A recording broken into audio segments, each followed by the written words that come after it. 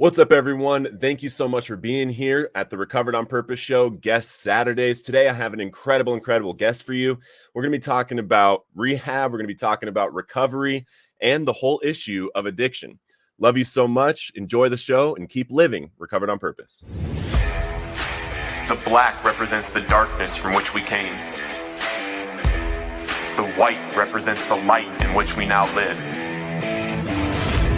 And the red represents the passion it takes to live Recovered on Purpose.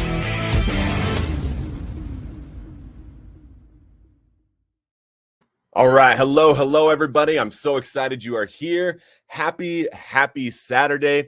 Guys, drop in the comments where you're coming in from, if you're watching the replay or if you're watching this live, and let us know your clean and sober dates. We always love to celebrate clean time. So guys, today I have Jonathon Wasp here on the show, and John has an extensive history in the treatment of people suffering from substance use disorder.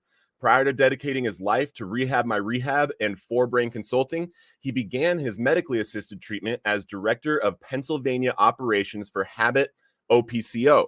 He currently serves on the PA Board of Probation and Parole Advisory Committee and serves on the Board of Directors for the Harrison House Personal Care Home, Scranton. He has also been an adjunct professor of sociology at Lackawanna College and of criminal justice at Marywood University. Guys, please help me introduce John Wasp. What's up, John? Hey, how's it going? It's going awesome. It's going amazing. How are you doing? I'm doing very well. No complaints. Amen. So, John, we spoke a little bit before the show started about kind of why you do what you do, right? Because let's start off with, are you an addict yourself? I am not. I'm not a person in recovery. Have a family history connection, both maternally and through folks in my mother's family, and so saw addiction through my life, saw recovery through my life, and I joke, and I shared with you earlier that I'm one of those people who has this long and windy road to get back home, right? To figure out what I was going to do in life. And so, so it's touched my life in a unique way. And I think, helped me and brought me to a different perspective on it for sure. Amen. So John, you saw addiction, you saw that in your family. What do you mean by that? At what age were you seeing things, and what were you seeing? Yeah, I think like most people, you start to recognize something a little bit different when you're young. You see things like hidden bottles. You see things like, you see things that people don't talk about. The adult conversation that people have around you, but not with you. And I think that was my experience, certainly in the 80s. Is seeing family members talk about addiction or hearing them talk about addiction, but not with us about addiction, right? About it with each other as adults. It was adult conversation. So probably intriguing, something that, grabs your attention for sure when you hear those kinds of things.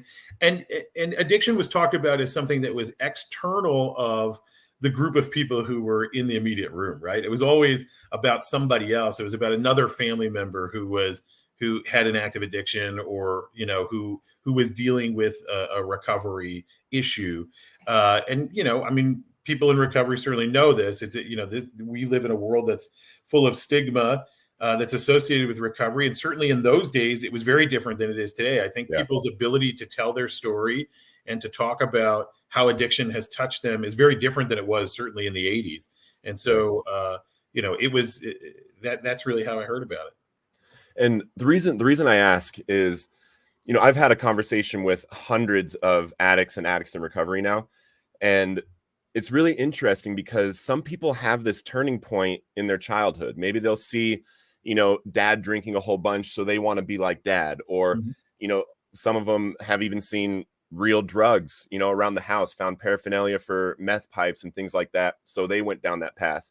But then I also meet this select few, this smaller percentage of people that see that stuff and then have this decision in their head, like, I am not going down that road at a very early age. And I'm still kind of looking for, what age that's possible at and what makes somebody go down this path or this path. I wish I had a great answer for that, because it's interesting as a person who works in treatment and works as a treatment professional. my experience has been very similar to yours in that we see people who come and present for treatment who will say, the advent or the start of their drug use was oftentimes, in their adolescence, right? And then they can point to a specific point in time when their adolescent, experimental behavior became adolescent substance use disorder, right? And so people can point to those kinds of things. Interestingly, I have a twin sister who is opioid dependent. And so you talk about divergent approaches to addiction treatment, right? So I'm a person who provides services. My sister is a person who consumes them. So it's and we're twins. We biologically of the same parents, raised in the same home for exactly the same amount of time, two divergent paths, right? So wow, that's super interesting. How's she doing now? She's doing well. She's been working a program of long-term recovery for a number of years, and she's doing pretty well. Amen. Yeah. I love it. And so how did you end up in the treatment center then? How did you start working in the rehab? Yeah, so it was totally accidental. I don't know that anybody aspired to they woke up one day and went, boy, I'm really looking forward to be working in a rehab program. I don't think that happens. For me, it was, I originally aspired, my long-term career objective was I was going to be an attorney who worked with recording artists on intellectual property. That was my first career aspiration. That's what I was going to do. I had done the LSATs. I had planned to go to law school. And it was right before I graduated from undergrad that I decided I didn't want to do that anymore. Which, I think, as a point of inflection, I think it was a time that I took a step back and said, is it real? Like, could I see myself doing this the rest of my life? And it was also the first time that I was actually able to free myself to say, you don't have to decide what you're doing for the rest of your life. You have to decide what you're going to do for the next 5 years. And that was freeing. There was something to be said about that. And so I started to focus on, what really did matter to me and what did I want to do? And I wanted to teach college. That was really my next real passion, was to teach college. And I thought, well, if I want to do that, I've got to get into a PhD program, but I hadn't taken those GREs to get into a program. And so I had to find a job for a year until I figured out what I was going to do. Yep. And the job I took was with reentry with people who were coming out of state and federal prisons. And it was truly transforming for me. It was transforming for me for a lot of reasons. One, I met a great professional mentor who, was really, really super experienced in the field and wanted to freely share with me his experiences, what worked, what didn't work, how to connect people with social services, how to become a power broker of social services and help other people reform and rebuild their lives. And so he freely shared that with me and, took me around and introduced me to people and really kind of helped me get my feet wet. And through that process, I really got to see people reform and rebuild their lives. When I stopped trying to tell people what to do and started to ask them, what do you want to do? How can we help you accomplish that? What is the next, when you have somebody who's 20 years old, who's coming out of state prison, like really 20 years old coming out of state prison, who says they want to own a restaurant, the answer isn't no. The answer is, what experience do you have working in restaurants? How do you intend to get the experience to be an owner of a restaurant? What are you doing to help develop a feasible, sustainable business plan? That's the conversation, right? It's not, we're not trying to sell a pipe dream. It is his dream. We're trying to help him accomplish what he wants to do. And we know that if we take that approach from a treatment perspective or a human services perspective, the statistical likelihood of him being successful is higher, right? Because it's his dream. It's not mine. Yes. It is. So we can help people in that way. And so I was doing that. That's a different approach for the criminal justice system for sure, to take that approach. But I started to realize that the vast majority of people who were coming through the criminal justice programs were people who had untreated or undertreated mental health or substance use disorders. And that's who we lock up. We lock up people who are sick. And so for me, it became one of those things that I was like, well, there's got to be a better way, right? If we know that the real problem here isn't that people have made these conscientious choices to do bad things, they happen to be engaged in behaviors that are associated with their illness, right? I mean, the mental health patient who's not taking their medication, who throws a chair through a plate glass window, is likely to come to the attention of the criminal justice system. Right. In just the same way as somebody who's engaging in drug-seeking behavior is likely to come to the attention of the criminal justice system. It's not because they're engaging in bad things. It's because they're going to neighborhoods where police are looking for people engaging in those behaviors, right? So it was just one of those things that was really kind of transformative to me. And when I saw that, I thought, well, there's got to be a better way. We should be able to treat mental health. We should be able to treat substance use disorders. And I went back to the people in the company that I was working for at the time and said, we got to do better. We can't warehouse. We've got to offer treatment. We have to have real treatment. It has to be, licensed treatment activities. It's got to be the same and on par with what anybody else would expect from anywhere else in the system, with one caveat that we understand that the folks who we're treating have had multiple attempts at treatment before, and that the treatment systems failed at engaging them. And we have to figure out, okay, they're here now, they're a captive audience. How do we engage them in a different way? And so that was the mission, was to try to figure out, how do you take people who have been forced to be in recovery and engage them to recognize this as an opportunity for them to have a system that is dedicated to their well-being, right? And that's a tough sell in the criminal justice system for sure. And did that for a bit. And so the company bifurcated. They put me into a VP of treatment role. I think they saw it as progressive. They saw it as a great opportunity to meet the needs of folks in a different way.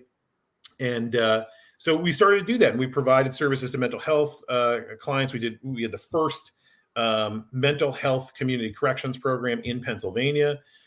We had the first program that served violent offenders in Pennsylvania. We had one of the first programs that was dedicated to dual diagnosis of criminal offenders in Pennsylvania. And it wasn't that we were serving different people. We were serving the same people who the system had not been able to engage in the past in a different way, right? And that's what we were doing. And I really enjoyed that work. I really liked doing it. But it was one of those things that, I started to think to myself, okay, so now I've got this concept. I understand re-entry, but I guess in myself, there was sort of this evolution to, okay, maybe the best re-entry practice is zero entry. So how do you keep people from going to the institution in the first place, right? Like, how do you keep them out of jail? If we know that the problem is that the system couldn't engage them, maybe it makes more sense to get on the front end of the system. And so I found myself working with juveniles and adolescents to see if maybe that was a place for impact. I found that system was much harder to navigate. Not, I think probably just in the market that I was working in, it was harder to navigate. I don't think that's the case everywhere, but it certainly was here. Yeah. And it just so happened after I made that transition, somebody reached out to me in medication-assisted treatment, in methadone treatment and buprenorphine treatment, who said, hey, what's your interest in coming to work for us? And, as somebody who understood the neurobiology of addiction, understands that, there's brain chemistry changes and those kinds of things, it wasn't a hard thing for me to accept personally and to try to see how it was. And then once I physically got there and saw it in a different way, it was transformative again. It was one of those experiences where, in MAT services, I'm not saying that it's right for everybody, but what I saw with patients who were coming into those programs, who it was right for, within 19 days of their first dose, they were clear and lucid and able to work on doing different things. And so to me, that was really a great sign that there could be other ways to interact with individuals. And so again, back to the same population, reforming and rebuilding lives, trying to figure out how to, because even people who don't go into the system, they still have tremendous losses that are part of active addiction, right? There's family changes, there's job changes, there's housing changes, there's all of these other things that are happening, external of them, external of their substance use, sometimes brought on by that substance use. And so for me, helping people to sort of navigate that was a new challenge. And I really loved doing that work. and did that, and did it at a very large national scale. My facilities, I have 30 facilities in 10 states, and about 1,000 staff members who were working for me. We were serving 15,000 patients a day in those 30 Amen. facilities. Amen. And so it shows that bringing the treatment services out to people, the services that they need, because we know now this is such a young field. Behavioral health is such a young field. Yeah. And but what we do know now is that there's different pathways to recovery for every person, that no person is going to get well the same way as another person. That isn't going to happen. And so we now have kind of evolved into this new approach of kind of looking at, all right, how do we bring the right opportunities, the right solutions to the person who's sitting in front of us today, right? And that's the big challenge of behavioral health today, is trying to figure that out. There's so many different competing interests of how you make that happen. So many different systems that influence what is an evidence-based practice or not. I'm one of those people who always says, like, when it comes to evidence-based practices, it simply means that some series of actions works for some of the people some of the time, right? Yeah. That's what an evidence-based practice is. So what do we do with the ones it doesn't work for, and what options are there for them? Right. And that's the challenge for behavioral health today. So anyway, so that's the long drawn out story of how I got to where I am today. When I was doing that work, I also felt like just because I was working for one of the biggest providers didn't necessarily mean I was working for the best. And that's no indictment of the service or treatment they provide, but it was just one of those things that I felt like my impact in the field isn't going to be limited to 30 facilities.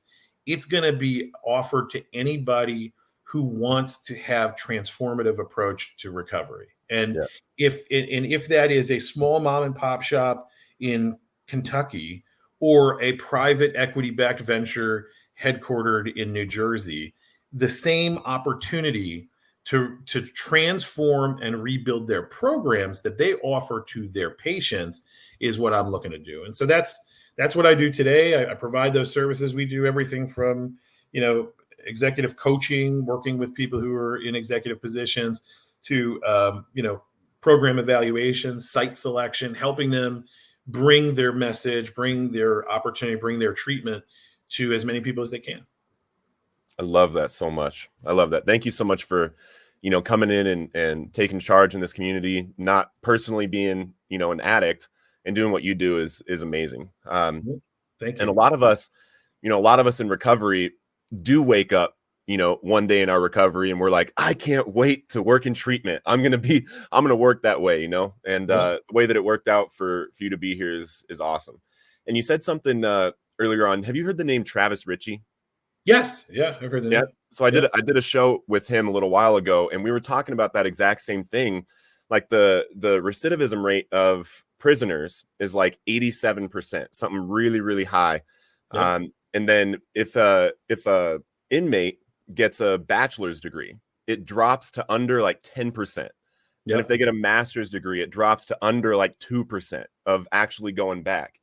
And what he does is he does that same type of thing while they're still in prison with, what is your dream? What do you want to do? And then while they're in there, whiteboarding it out, like the kind of goals and the business plan and things like that. And there's something to that. I believe 100% that the number one relapse prevention, other than, your connection with God and self, is purpose. Like having something that you are looking forward to, having something that you are working towards. And I just think that that's got to be implemented much more into everything that we're doing with addicts in recovery. And you also said the pathways, the different pathways to recovery. And that's one thing that I see in the community right now that we have to just smash. And I'm talking specifically to addicts that are in recovery that think that their way is the only way. And they might, even shame somebody saying, oh, MAT isn't sober, or Suboxone isn't sober. And in my experience, I personally didn't do MAT. However, my best friend, who I met in his first week of recovery, he did the Suboxone treatment. And in the first 3 years of his life, we got closer and closer and closer. and I ended up being the best man at his wedding. He just had his son 2 months ago, and he's just bought his second house, and he stopped doing the MAT right after 3 years clean and sober. And what that did for his life, how could I possibly say that someone shouldn't do that or shame somebody for that? And that's why here at Recovered on Purpose, the whole point of what we're doing is that each and every addict in recovery needs to share their story, because someone out there suffering has to take the path that you took. They have to hear your path of how you found recovery, because I went into the 12-step rooms for 7 years, couldn't get sober. Then all of a sudden I had this awakening with Jesus, did the 12 steps like really, really, really quick, and it worked for me. And sometimes when I'm sitting across from someone and I'm like, we need to read the book every single day for 3 hours together, and you need to write every single day for 6 other hours, doesn't work for them. Yeah. And you're 100% right. I mean, when we look at treatment and we look at what effective treatment episodes are, I think a lot of times people, but let me just say this too. Treatment episodes, the time that you spend in treatment, I think sometimes people look at that as the recovery. And that is not, it's a stepping stone in the recovery process, right? Like long-term recovery may start with, or, maybe that effective treatment thing might be somewhere in the middle of lots of steps of trying it until they finally, take on that message and take on that purpose and try to figure out how they're going to internalize that and make that be something for them.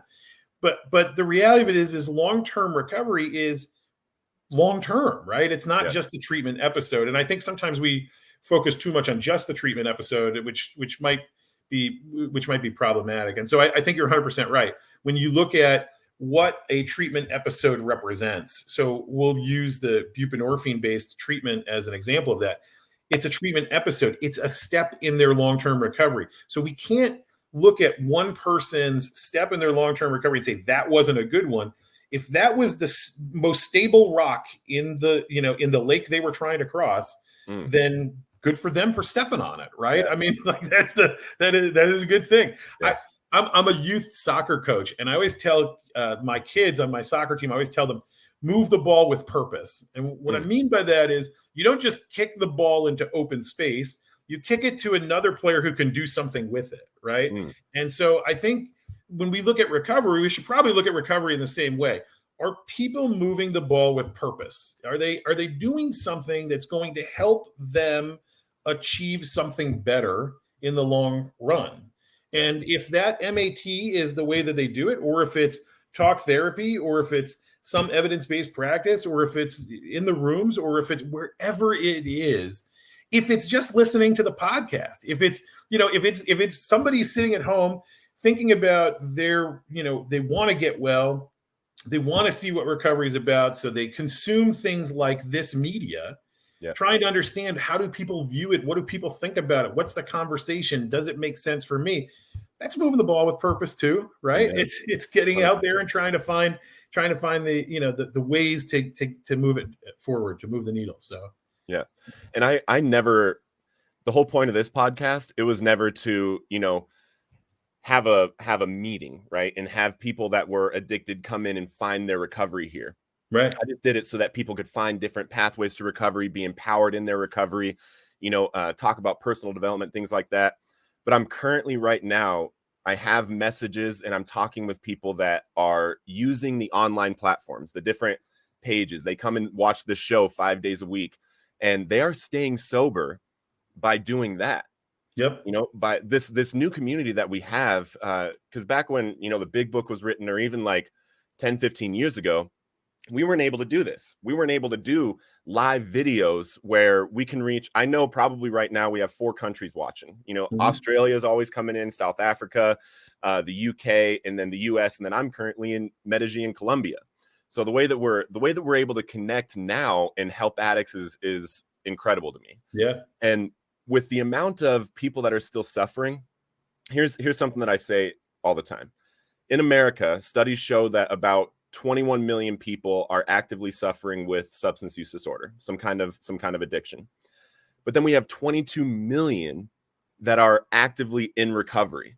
they're not using the drugs and alcohol. 22 million just in America. Mm-hmm. And that means that if every single one of them was helping one person or was sharing their story heavily and helping as many people as possible, I actually believe that we could, make a huge dent together as a community. We could, if everybody was thinking like, we need to rise up in our recovery, live on purpose, go out and help addicts like they used to. Like Dr. Bob and Bill, the way that they did it was we stay sober by going out and helping people, right? Well, and there's so much evidence that suggests what, you were talking about the criminal justice system before, and this about the recovery community. There's so much evidence that suggests the more you surround yourself with pro-social peers, people who are doing the quote unquote right thing, right? Who are, getting married, having children, seeking education, working a full-time job, the more you surround yourself with those people, the more you have those same goals and objectives, right? And when you talk about living on purpose, you see people who are successful around you being successful because of those things. You strive to some degree to take on some of those things, right? And it's one of the reasons why we know that, the enhanced education makes a difference, because it surrounds you with more pro-social, like-minded people, right? So you're able to get around those people, which, it's so interesting to me. I think you're 100% right. My wife is a school teacher. She teaches third grade. And we were just talking last night, actually, about how, from my perspective, I think where the school system is sort of failing today is that, you have the way that I was taught as a kid is still how kids are taught today.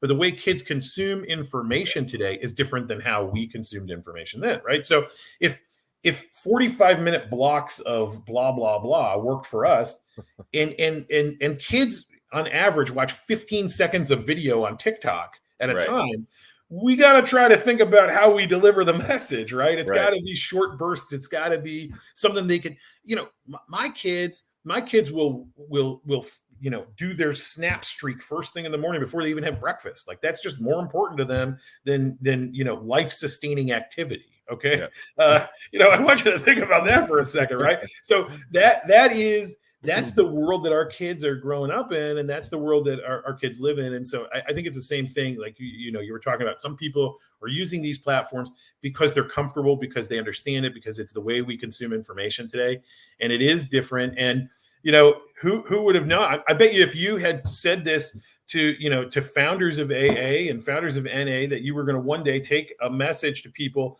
by not delivering a message of this is how you get sober, but just showing them the example of empowerment, the example of living a life on purpose, the example of what does long-term recovery mean and how is it better than some alternatives. And that's a bigger message, and it's easy to consume, and it's really simple to watch something like this and feel that. So look, as much as I could talk about all the things that I've done, this is a great platform that brings that message to people. And so you're the guy, man. You're the guy. I appreciate you.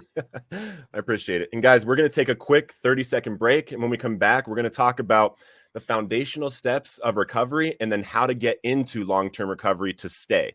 Love you guys, and we'll be right back. What's up, Recovered on Purpose family? I hope you're enjoying this episode as much as I do when I'm making them. Guys, if you're getting any value from this, if you're seeing any golden nuggets that you want to share with your community, make sure that you are. You're sharing it with your groups, you're sharing it with your personal page or your pages, or to that one person that you're thinking of right now in their messengers so that they get this message. And guys, the brand new Recovered on Purpose website is up, and it has a whole bunch of different merchandise and resources and the free calls with me. So make sure you're checking out recoveredonpurpose.com after the show. And if you are a loved one of an addict, if you have a kid that's suffering an addiction, I'm now doing free calls so we can strategize and find out how we can get them clean and keep them clean. Love you guys so much, and enjoy the rest of the show. Amen. Amen. Do a little commercial break on halftime. So love it. Yeah. And something I wanted to talk about is there's something that I share with the community, right? I think that it's really, really important to get to your year mark, because, conservative estimates say that 85% relapse in their first year after treatment. And what I've found is that the people that get to that year, something shifts. something shifts after that year. So if we are building that foundation in the first year, like what are those habits that keep us clean? What do I need to focus on to learn to keep in my life every single day, basically for the rest of my life? And then in the second year, start adding in that purpose, start adding in that, those other hobbies and activities and different things, find out who you really are and what you really want to do. So what do you think about, people that are coming out of treatment, starting to focus on, building that new life outside of just, trying to stay clean and sober? Yeah. So I think, if people are in residential treatment, the first 14 days out of residential treatment have the highest relapse and overdose rates of any time in recovery. So to, the first thing I would say is if somebody was coming out of inpatient, their focus really should be the first 14 days, right? Less the full year, first 14 days. How do I maintain my wellness for these 14 days? How do I adjust to people who are approaching me? Hey, you're out of treatment now. Let's go meet up. How do I deal with those kinds of things? And I think that that's the first focus. But then I agree with you. I think then it is that 1 year mark, because I think that what ends up happening is people, I think a lot of times in recovery, what you hear people talk about is, the number of days they have clean, right? And so when somebody gets to a year mark, that's a significant chunk of time. That's a big deal. It wasn't a fleeting thought. It's not like, hey, I thought about this, it's also a year of firsts, right? Like when people have a loss, when somebody close to them passes away, or, people always talk about how hard that first year is. And the reason why it's hard is because it's a lot of firsts, and that's true in recovery. The first time that you have to go to a Thanksgiving dinner after the last time you were there, you were under the influence, or you didn't show up at all. Yeah. That's a tough dinner. That's a tough room. Been there. Those are real lived experiences, or the first Christmas when, your intentional action of bringing somebody a gift is maybe seen as, what are you trying to get? What do you do? Where you're still feeling sort of the shame and the punishment of, active addiction while in recovery. And so I think that's why that year is so critical, because you have learned experience, you feel more comfortable, you come out of those first dinners going like, that was a rough room, but I got through it. And, and I don't feel like using or drinking, and I'm going to be okay. Or, you walk out of that room and you jump on the phone with a sponsor, or you call a mentor, or you consume a podcast, whatever it is that keeps you well, you go and do that and you recognize that coping mechanism, that strategy works. Yeah. And you've worked it in hard situations. You've worked it in some of the toughest, because it really is. I mean, family members can be the drivers to addiction. They could be the solution for addiction. They could be the reason for an addiction. There's a whole family is so dynamic to begin with. And all of those things, like, you get to those firsts and somehow family is a part of it or not.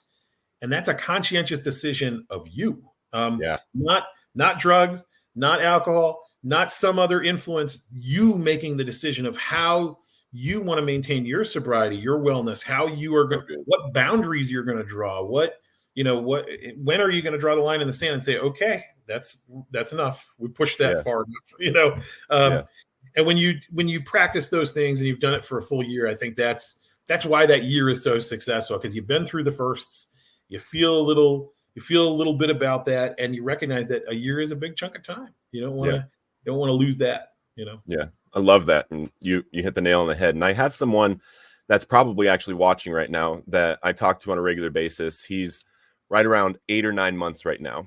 And he's consistently having issues with his mother, almost like he loves her. He wants to prove, I'm very different now, I'm in recovery, and she's just like not in that belief yet that he's a changed person. She, doesn't really support because she thinks that he's going to go back down or something. And he's thinking about this all the time, and this is very relatable for a lot of us, in that first year, even 2 years, or maybe even for some of us, never. We just are never able to rebuild that that relationship that we had a long, long time ago. But what would you say to someone that is dealing with something like that in early recovery, where someone is looking at them as the addict that they were? How should they work through that? Well, I think the first thing I would say is, relationships are not 50-50. They're 100-100, right? 100% effort on both sides, right? And so I think that's the first place to come from.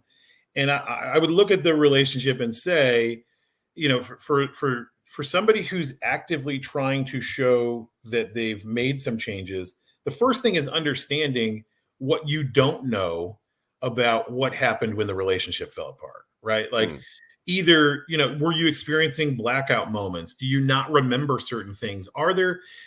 Is there assigned responsibility for things that weren't really your responsibility, but because you were actively using, you were a good answer to a problem, right? Like if I lost $50 out of my pocket, but my substance abusing twin sister happened to be over that day, and that $50 is missing, she's a good logical explanation for the missing $50, even if she never touched it and it fell out of my pocket somewhere else, right? So, and that's not because people who have family members are jaded or broken or anything like that, but it's just that's a defense mechanism. That's a protection mechanism for them to look at a person who matters to them, because that relationship that you remember is also the relationship that they remember. But you had something to numb the pain during the time that was broken.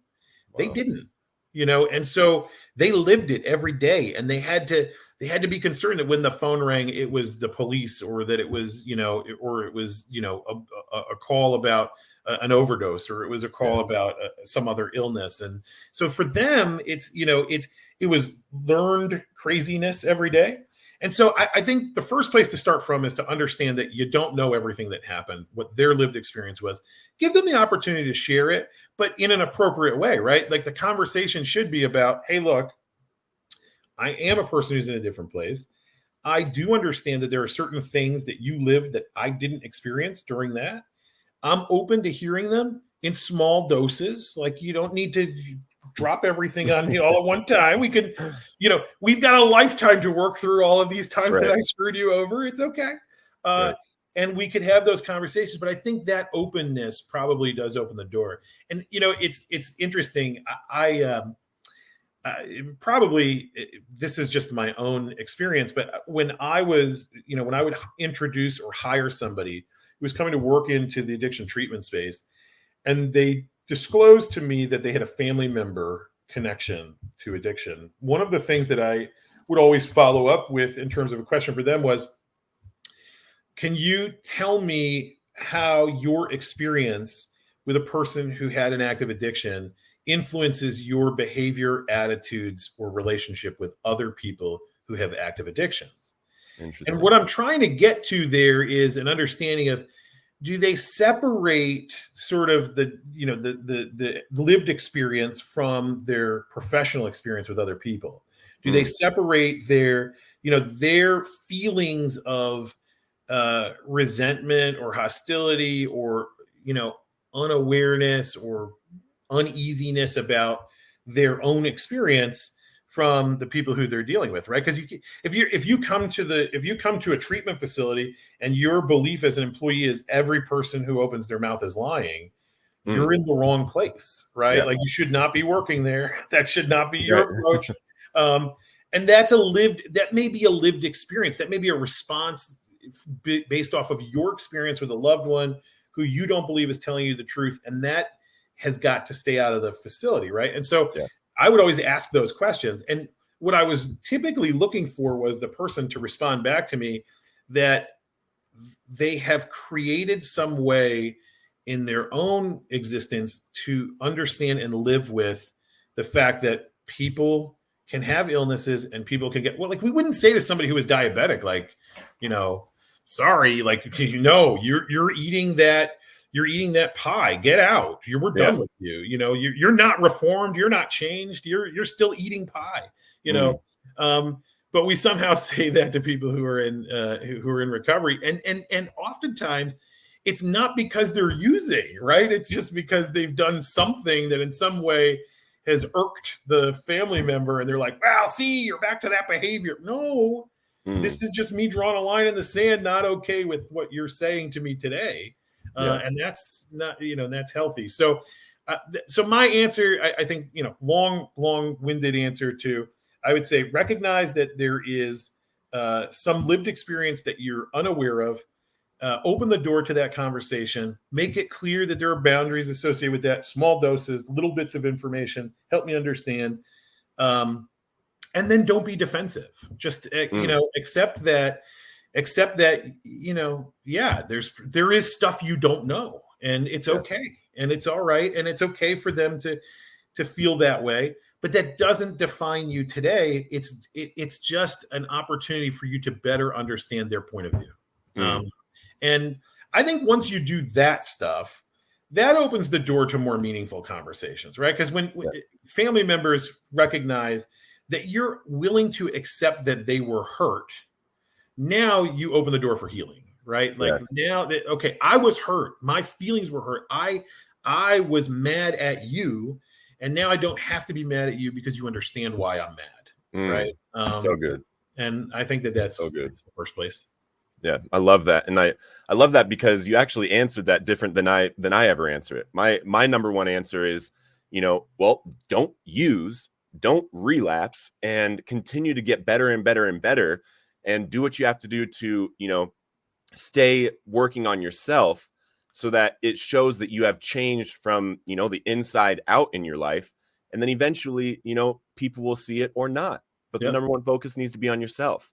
Yep. That's beautiful that you went into the relationship, because that's perfect. It's exactly what you should do with the relationship. And I think the other thing is too, is if you learn that opening yourself up to that conversation doesn't begin to help build the relationship, then that person's not doing their 100%, right? You're putting your 100% in and they're not, then that's when you start making decisions about how do you protect yourself.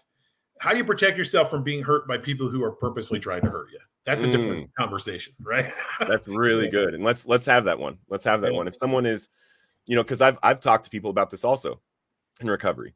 If someone is not good for your recovery, no matter how long they've been in your life, no matter who they are in your life, if that person is causing the resentments, the emotions, the thought processes that could lead you back to addiction, what are some steps that you would take, or you would advise people to take in that situation? Yeah, great question. I mean, especially since addiction treatment programs are notorious, and not just the treatment programs, but recovery platforms in general talk about changing people, places, and things without much advice on how to do that, right? So, and that's a hard one too, because trying to identify a new social network or trying to work around relationships that you've had in the past, because I guess that's part of it. I think what people don't understand is that recovery isn't just gaining something, it's also losing things, right? Yeah. It's giving things up. It's, you're gaining a better life, you're gaining more opportunity, you're gaining more of those things, but you're also separating relationships and changing your environment, and there's loss associated with that. Like, people have to grieve that stuff. Like, you can't just give it up and be like, okay, it's all good. Because that's not real world, right? People are dealing with those constant emotions of, this feels good, but it's so bad to feel good, right? And so I think it works that way with these relationships too.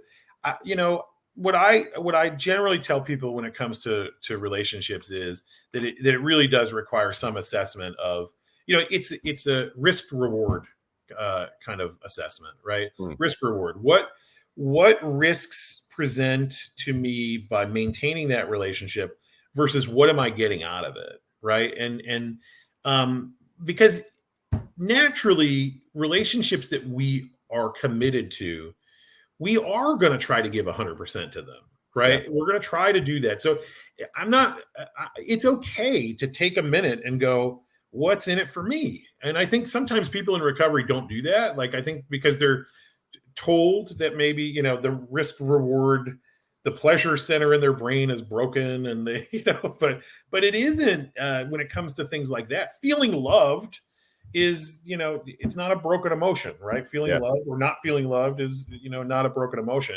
You sense that, you experience it, you know it.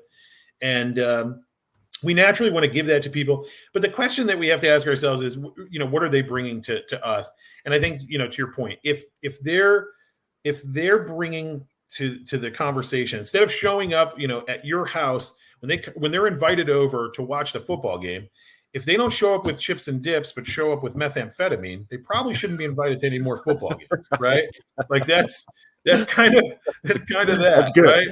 I think that's probably a simple way to look at it. But there are circumstances where people also do chip away at your self-esteem, and people will chip away at your, at the way you feel about yourself. And if that's the risk, no amount of reward is going to be worth it, right? You don't want to put yourself in a position where you're constantly dealing with people who are only portraying negative to you. It is a slippery slope. And, I would go back to the same advice I gave before. Give people the opportunity to, in small doses, explain to you what it is that they have an issue with or a problem with or something you don't know. And if they can't do that, or they do it in a meaningless way, then, it's time for you to try to figure out whether or not it's even worth, servicing that relationship. 100%. And in my first 18 months of recovery, I lost, 3 of my longest time best friends. First one, right at 6 months clean and sober. He wasn't really a drug addict like me, but he went to take a nap and he didn't wake up. He had Steven Johnson syndrome when we were like 17, 18. And apparently there was some kind of complication later on. Took me 2 weeks to get out of bed after that, but I didn't use. And then 2 other of my best friends since high school, friends that I had used with and had progressed in my drug use with and used heavy drugs with, I tried to hang out with them some and like show them recovery and, different things like that. And it got to a point where like they either weren't ready, or they, didn't want to get clean and sober themselves, or, it was just too long that they continued using. And then they started to tear me down, in different little subtle ways. And then it became much more conscious ways of like talking me down or saying, oh, you think you're better than me and blah, blah, blah, like things like that. Like, no, I don't at all. And then the way that I lost them was totally different. I just had to have the conversation with them like, hey, I can't have you in my life anymore right now. You know that you can get a hold of me when you're ready, but I just can't have you in my life now. It's not serving me. It's not serving you. And I've got to cut this off. Yep. And they haven't gotten ready yet. But if for some reason you guys are watching, I'm still here and I still love you very much. Because it's true. It's true. It doesn't mean that you are stopping loving somebody that you have to cut off in your recovery. It could be oftentimes the highest level of showing them love, because you're not going to tolerate them killing themselves anymore. You're not going to tolerate them allowing you to be in a space where you could possibly go back to killing yourself again. That's right. And being that example, being someone, I'm coming up on 5 years clean and sober. 5 years ago, I was homeless, 86 from a homeless shelter, 148 pounds, and could not stop jamming a needle in my arm. That's who I was. And now being this completely different person, and this goes for every single person in recovery that's watching this, every minute that you get better and they, if they're still using and they don't see you, maybe they don't see you for 2 years, then all of a sudden you publish a book and they see that. They see, wait, the dude I was shooting up with in the trap house just wrote a book, published a book, then all of a sudden they start reaching out to you. There's a couple people from my past that have reached out to me after the book that started asking about recovery. One of my old drug dealers saw me speak and he reached out asking about recovery, asking about help and things. The number one thing for your life and the people that you keep in it in recovery is you have to be the best you can possibly be to attract people to recovery. You can't just grab people and bring them with you. That's right. It sucks, but it's reality. Yeah. Well, and that goes to what we were talking about early on, was about engagement, right? Engagement isn't it.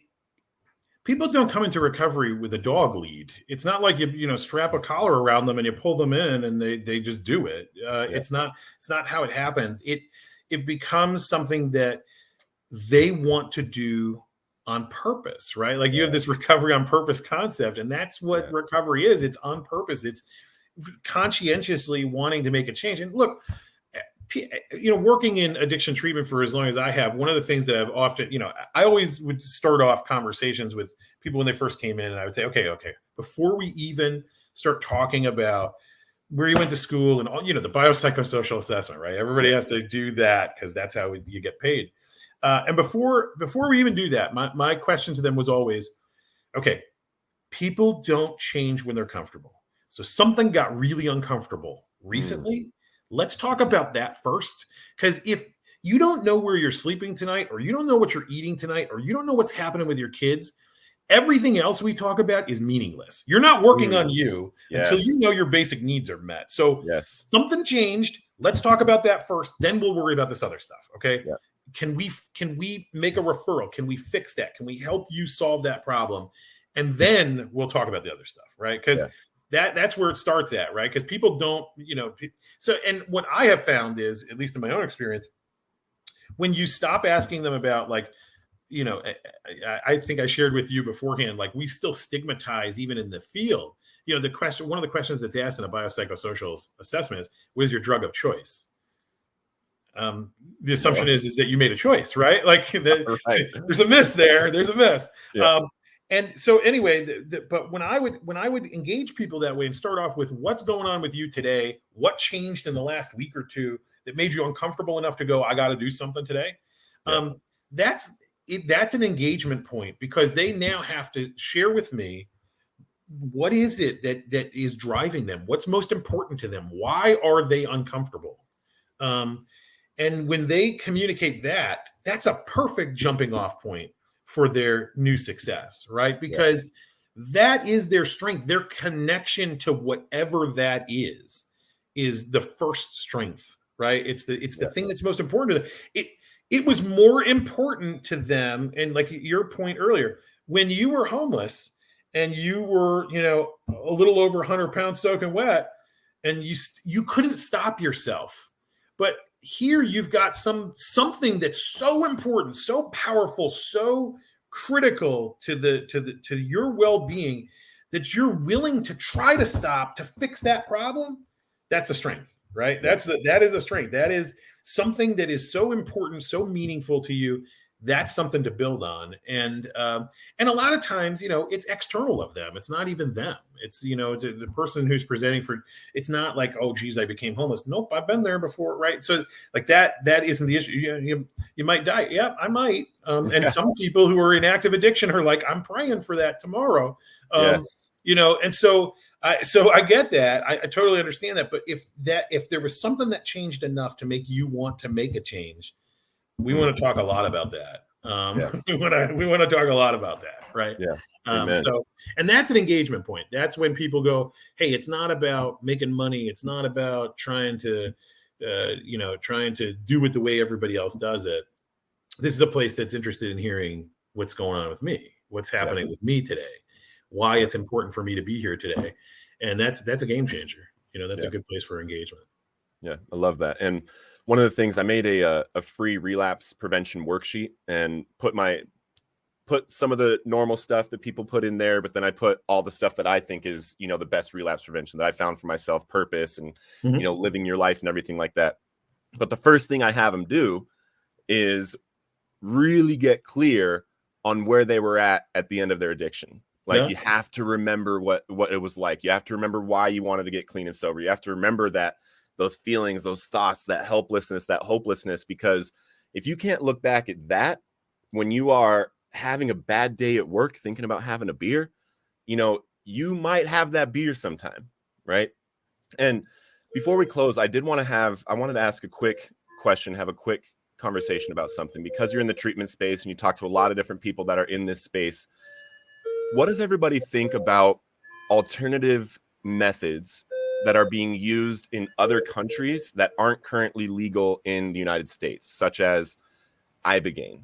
And you've heard of ibogaine, correct? Mm-hmm. What are your thoughts on that?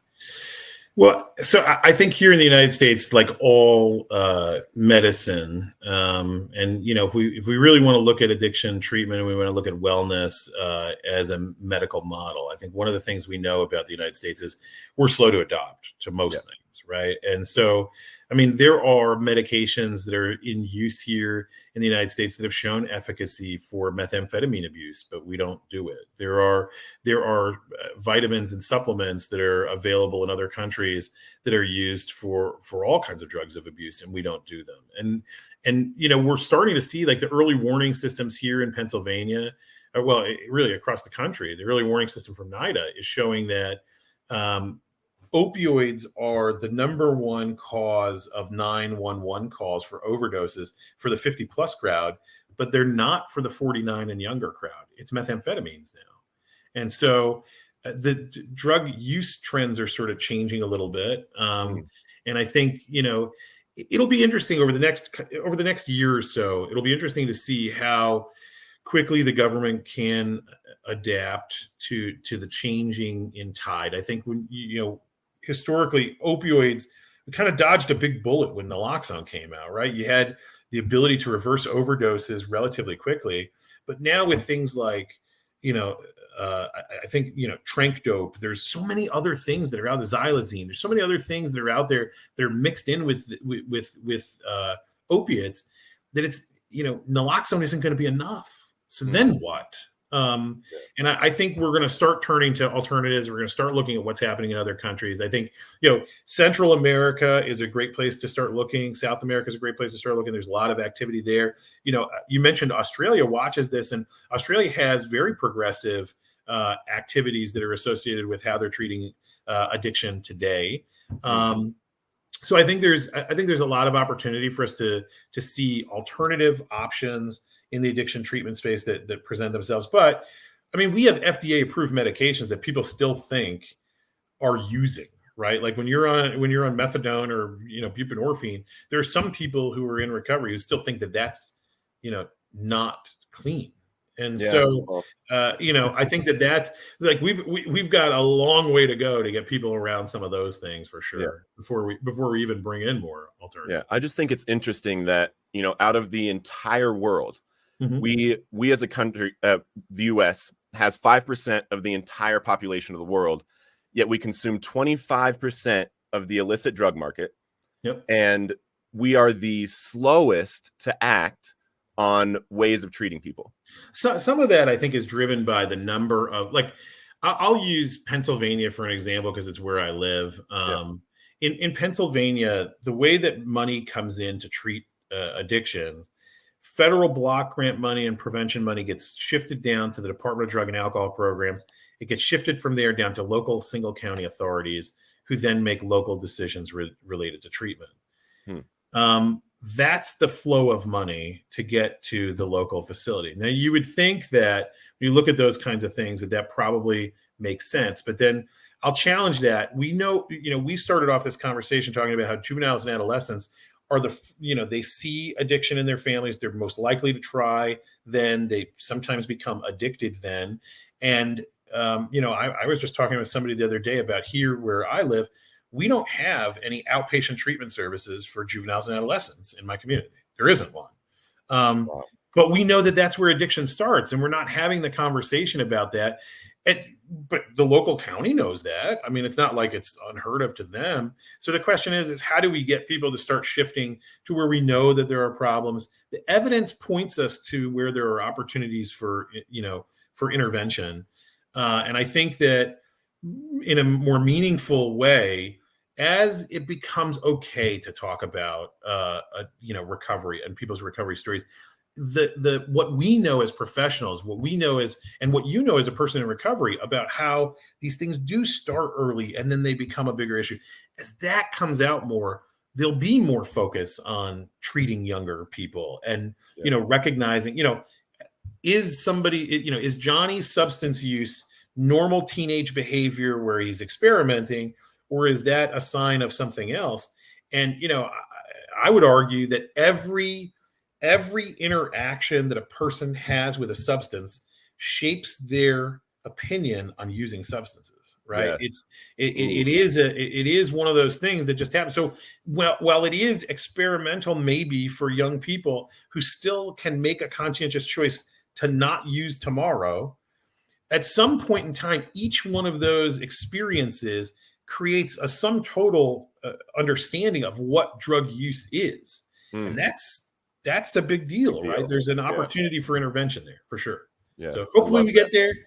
That's part of the bigger conversation. Amen.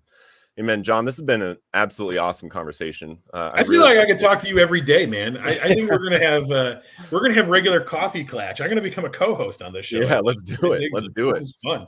Yeah. And guys, drop in the comments some love for John. And John, where can people find you? Let's say somebody wants to, you know, open a treatment center. They want to do some consulting or something. Where would they look? Yeah, so my website is rehabmyrehab.com. And you could go there. You could get information about us there. If somebody wanted to, you know, just ping me, they wanted to email me, they could just send it to John, Jon at rehabmyrehab.com. All right. Awesome. Thank you so much for coming here, guys. Thank you for being here for this week's episode of Guest Saturdays. Obviously, you guys are blessed by this because I was blessed by this. And we will see you tomorrow night at 8 o'clock Central for Guest Sundays. Love y'all. Awesome. Thanks, guys.